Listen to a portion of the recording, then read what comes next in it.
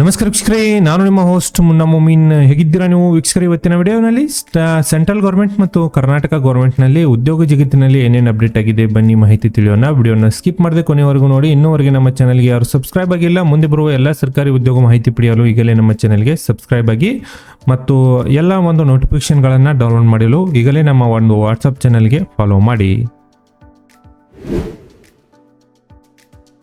ಕರ್ನಾಟಕ ಸರ್ಕಾರ ಕಾಲೇಜು ಶಿಕ್ಷಣ ಇಲಾಖೆಯಿಂದ ಪ್ರಕಟಣೆಯನ್ನು ಬಿಡುಗಡೆ ಮಾಡಿದ್ದಾರೆ. ವಿಷಯನ ನೋಡಿ, 2024-25ನೇ ಸಾಲಿನ ಒಂದು ಶೈಕ್ಷಣಿಕ ಸಾಲಿನ ಅತಿಥಿ ಉಪನ್ಯಾಸಕರನ್ನು ಆಯ್ಕೆ ಮಾಡಿಕೊಳ್ಳುವ ಬಗ್ಗೆ ಒಂದು ಪ್ರಕಟಣೆಯನ್ನು ಬಿಡುಗಡೆ ಮಾಡಿದ್ದಾರೆ. 2024-25ನೇ ಶೈಕ್ಷಣಿಕ ಸಾಲಿನಲ್ಲಿ ಇಲಾಖಾ ವ್ಯಾಪ್ತಿಯಲ್ಲಿ ಸರ್ಕಾರಿ ಪ್ರಥಮ ದರ್ಜೆ ಕಾಲೇಜುಗಳಲ್ಲಿ ಒಂದು ಖಾಯಂ ಉಪನ್ಯಾಸಕರಾಗಿ ಒಂದು ಕಾರ್ಯಭಾರ ಹಂಚಿಕೆ ಮಾಡಿದ ನಂತರ ಉಳಿಕೆಯಾಗುವ ಬೋಧನಾ ಕಾರ್ಯಭಾರವಾಗಿ ಅತಿಥಿ ಉಪನ್ಯಾಸಕರ ಒಂದು ನೇಮಕಾತಿಗೆ ಆನ್ಲೈನ್ ಕೌನ್ಸಿಲಿಂಗನ್ನು ಕರೆದಿದ್ದಾರೆ. ಯಾರಿಗೆ ಒಂದು ಗೆಸ್ಟ್ ಲೆಕ್ಚರ್ಗಳನ್ನು ಆಗಲು ಇಂಟ್ರೆಸ್ಟ್ ಇದೆ ಅವರು ಅರ್ಜಿಗಳನ್ನು ನೋಡಿ 31/8/2024ರಿಂದ ಗೆಸ್ಟ್ ಲೆಕ್ಚರ್ ಅರ್ಜಿಗಳನ್ನು ಸಲ್ಲಿಸಬಹುದು. ಅರ್ಜಿ ಸಲ್ಲಿಸಲು ಕೊನೆಯ ದಿನಾಂಕ 7/9/2024 ಕೊನೆಯ ದಿನಾಂಕವಾಗಿರುತ್ತದೆ ಮತ್ತು ತಾತ್ಕಾಲಿಕ ಮೆರಿಟ್ ಪಟ್ಟಿ ಪ್ರಕಟಿಸುವ ದಿನಾಂಕ ನೋಡಿ 8/9/2024 ಕೊನೆಯ ದಿನಾಂಕವಾಗಿರುತ್ತದೆ. ಇನ್ನಷ್ಟು ಹೆಚ್ಚಿನ ಮಾಹಿತಿ ಪಡೆಯಲು ಇಲ್ಲಿ ನಮ್ಮ ಒಂದು ವಾಟ್ಸಪ್ನಲ್ಲಿ ಈ PDF ಅನ್ನು ಅಪ್ಲೋಡ್ ಮಾಡಿದ್ದೇನೆ.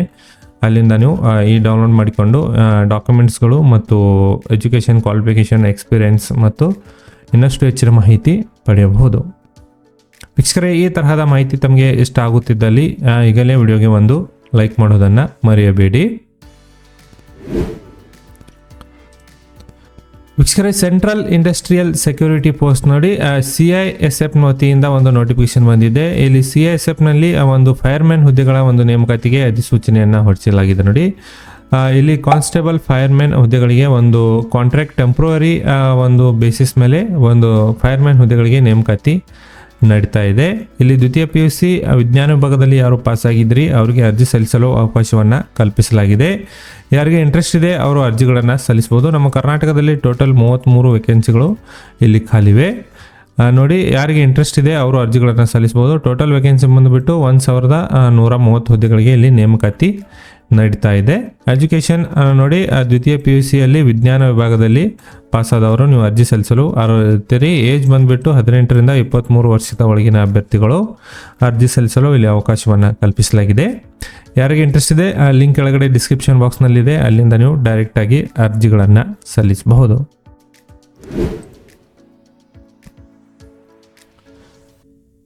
ವೀಕ್ಷಕರೇ, SSCಯಿಂದ ಒಂದು ನೇಮಕಾತಿ ಅಧಿಸೂಚನೆಗೆ ಸಂಬಂಧಿಸಿದಂತೆ ಒಂದು ಮಾಹಿತಿಯನ್ನು ಬಿಡುಗಡೆ ಮಾಡಿದ್ದಾರೆ ನೋಡಿ. ಮೊನ್ನೆ ಅಷ್ಟೇ ಒಂದು ಸೆಲೆಕ್ಷನ್ ಪೋಸ್ಟ್ಗಾಗಿ ಅರ್ಜಿಗಳನ್ನು ಕರೆದು ಅಭ್ಯರ್ಥಿಗಳಿಗೆ ಒಂದು ಪರೀಕ್ಷೆಗಳನ್ನು ನಡೆಸಲಾಗಿತ್ತು.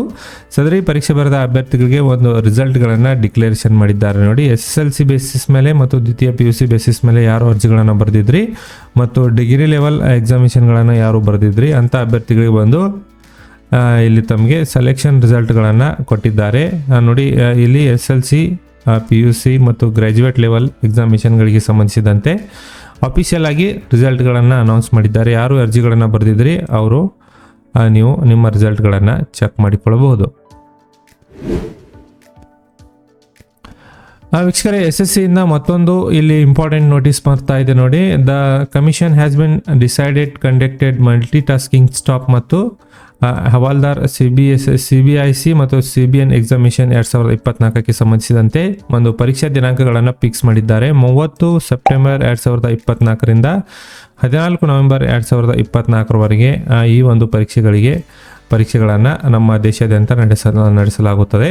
ಯಾರು ಅರ್ಜಿಗಳನ್ನು ಹಾಕಿತ್ತಿದ್ರು ನೋಡಿ, SSC MTS ಒಂದು MTS ಮತ್ತು ಹವಾಲ್ದಾರ್ ಹುದ್ದೆಗಳಿಗೆ ಯಾರು ಅರ್ಜಿಗಳನ್ನು ಸಲ್ಲಿಸಿದ್ರಿ 30 ಸೆಪ್ಟೆಂಬರ್ 2024ರಿಂದ 14 ನವೆಂಬರ್ 2024ವರೆಗೆ ಪರೀಕ್ಷೆಗಳನ್ನು ಇಲ್ಲಿ ನಡೆಸಲಿದ್ದಾರೆ.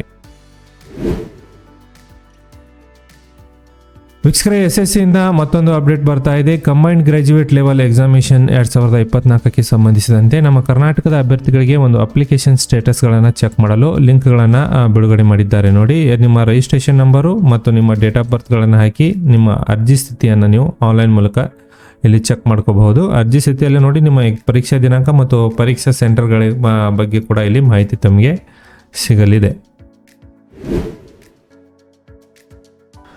ವೀಕ್ಷಕರೇ, ಕೊನೆಯದಾಗಿ ಇಲ್ಲಿ ನೋಡೋದಾದರೆ ಒಂದು government of India ministry of railway ವತಿಯಿಂದ ನೇಮಕಾತಿ ಅಧಿಸೂಚನೆಯನ್ನು ಹೊರಡಿಸಲಾಗಿದೆ. ಪ್ಯಾರಾಮೆಡಿಕಲ್ ಹುದ್ದೆಗಳಿಗೆ ಸಂಬಂಧಿಸಿದಂತೆ ಒಂದು ನೇಮಕಾತಿ ಅಧಿಸೂಚನೆಯನ್ನು ಇಲ್ಲಿ ಹೊರಡಿಸಲಾಗಿದೆ ನೋಡಿ.